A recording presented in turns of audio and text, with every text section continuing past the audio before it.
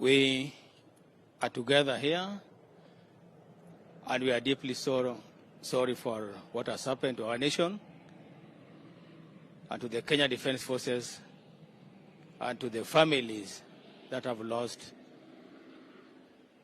their relatives. Attended my way when sorrows like sea billows roll with my soul. It is well, it is well, of this glorious thorn. I want to read from the book of Isaiah.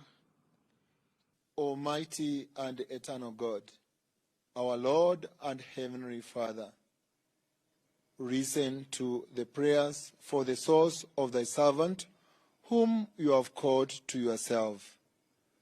Grant that they may have a place of rest and right and peace.